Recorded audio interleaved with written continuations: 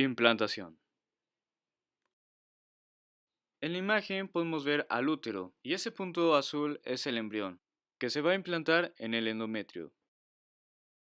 Este periodo de implantación consta de 4 fases. Aquí podemos ver la fase de precontacto. Esta etapa ocurre a los días 5 a 8 del desarrollo embrionario. Permanece inmóvil y se orienta con el polo embrionario hacia el endometrio para permitir más adelante la adecuada formación de la placenta. En esta otra imagen podemos observar la fase de aposición, en donde el blastocito busca el lugar de implantación, un lugar para adherirse orientando su masa celular interna en el polo en el que el trofoectodermo se va a adherir al epitelio endometrial. Aquí se observa la fase de adhesión, en donde el blastocisto se adhiere al epitelio endometrial, queda unido a él por moléculas de adhesión. Esto sucede 6-7 días tras la fecundación, teniendo ya el blastocisto en un diámetro de 300 a 400 micrómetros. En la fase de invasión, el blastocisto, más concretamente el trofoblasto embrionario, invade el estroma endometrial, rompe la membrana basal y penetra en los vasos sanguíneos maternos. Las células trofoblásticas desplazan, disocian y sustituyen a las células epiteliales, continuando por invadir la membrana basal y el estroma subyacente. Ahora veremos el blastocisto tardío, su formación. En esta imagen podemos ver el blastocisto primario, donde tiene la zona pelúcida. Y ya en el siguiente podemos ver el blastocisto tardío, donde no tiene la zona pelúcida. Y donde se diferencian las células internas y externas. Las internas, las cuales se encargan de formar el embrión, y las externas que son anexas, tal como la placenta. Aquí el blastocele está llena de líquido y separa la masa celular interna de externa. Va a interactuar con el útero para implantarse. Se introduce en el útero formando una estructura llamada sincitio trofoblasto.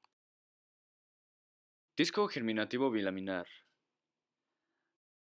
Ocurre en el día 8 y aquí las células de la masa celular interna se diferencian en 2 capas.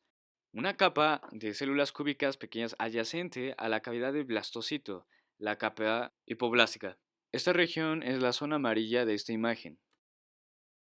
Y la otra capa de células es, aquí se puede ver de color azul, y son células cilíndricas altas adyacente a la cavidad amniótica, la capa epiblástica. Y así estas 2 capas forman el disco germinativo bilaminar. Y ahora veremos las vellosidades coriónicas. Hacia el comienzo de la tercera semana, el trofoblasto se caracteriza por las vellosidades primarias, formados por un núcleo citotrofoblástico, cubierto por una capa sincitial. Estas vellosidades adquieren posteriormente un eje de mesénquima extraembrionario y son conocidas como troncos de vellosidades secundarias. Hacia el final de la tercera semana, las células mesodérmicas de la parte central de la vellosidad comienzan a diferenciarse en células sanguíneas y en vasos sanguíneos de pequeño calibre, formando así el sistema capilar velloso. En esta etapa, la vellosidad se llama vellosidad terciaria o vellosidad placentaria definitiva. Los capilares en la vellosidad terciaria se ponen en contacto con los capilares que se desarrollan en el mesodermo de la lámina coriónica y en el pedículo de fijación. Estos vasos, a su vez, establecen contacto con el sistema circulatorio intraembrionario, conectando así la placenta y el embrión. Así, cuando el corazón comience a latir a la cuarta semana de desarrollo, el sistema velloso está preparado para proporcionar al embrión los elementos nutritivos y el oxígeno necesario. Ahora bien, se va a observar el proceso de gastrulación, proceso mediante el cual se establecen las 3 capas germinativas, ectodermo, mesodermo y endodermo, en el embrión. Comienza en la formación de la línea primitiva, que es un engrosamiento del disco embrionario, formado por epiblastos e hipoblastos, debido a la migración de células epiblastos al disco embrionario. Prosigue con un proceso denominado invaginación, por el cual las células de la línea primitiva se introducen hacia el blastocele, formando una nueva cavidad, el arquenterón, que se comunica con el exterior mediante el blastóporo. Tras este proceso se quedan formadas 2 capas germinativas, el ectodermo en la zona que da al exterior y el endodermo en la zona que da al interior. La gastrulación prosigue con la formación de la tercera hoja embrionaria, mesodermo, que se forma por un proceso denominado enterocelia. Comienza con la proliferación de células del arquenterón, que más tarde se situarán entre el endodermo y el ectodermo, dando lugar a esta tercera hoja embrionaria. Siguiente proceso, neurulación. Aquí se presenta al final de la tercera semana. Los bordes laterales de la placa neural se elevan para formar los pliegues neurales y la región central deprimida forma el surco neural. Los pliegues neurales se fusionan sobre la línea media.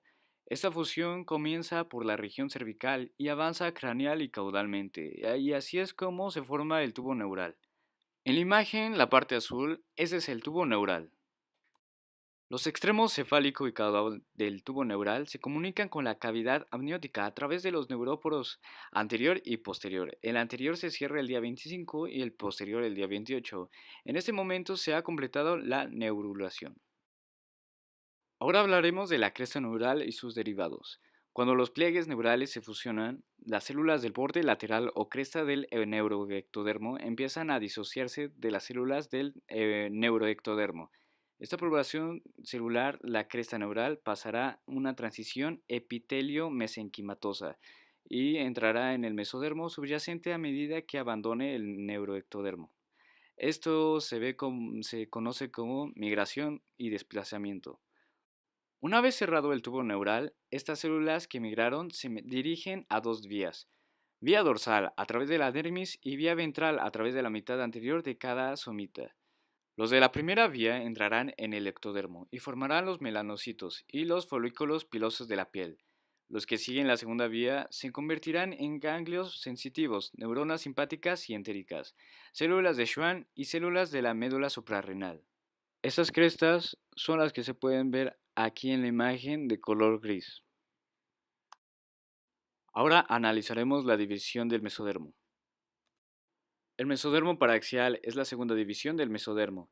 Se desarrolla en el dorso del embrión a lo largo de lo que será la columna vertebral. Sus células forman los somitas, bloques de células mesodérmicas ubicadas al lado y al lado del tubo neural, responsables de la producción de tejido muscular, esquelético, cartilaginoso y dermis. El mesodermo intermedio es la tercera formación del mesodermo y se encarga de la formación del sistema urogenital. El mesodermo lateral es la cuarta y última parte del mesodermo o la más externa. Produce células para la formación de los sistemas cardiovascular y sanguíneo, además para el revestimiento de cavidades corporales y para los componentes de los miembros, con excepción de los músculos. Ayuda también a la formación de membranas extraembrionarias para el transporte de nutrientes hacia el embrión. Formación del tubo digestivo primitivo del endodermo. El sistema digestivo se desarrolla a partir del tubo intestinal primitivo de origen endodérmico, que se forma como consecuencia del plegamiento del embrión. Este tubo se puede dividir en cinco porciones principales, que son faringe, intestino anterior, intestino medio, intestino posterior y cloaca. La faringe se extiende desde la cavidad bucal primitiva hasta en esbozo laringotraqueal. De esta porción se van a derivar faringe definitiva, células foliculares de la glándula tiroides, oído medio, amígdalas, timo, glándulas paratiroideas, cuerpo último bronquial. El intestino medio anterior se extiende desde el esbozo laringotraqueal hasta el portal anterior, el cual es una línea imaginaria que pasa por el esbozo pancreático y hepático, dejando a estos esbozos como parte del intestino anterior.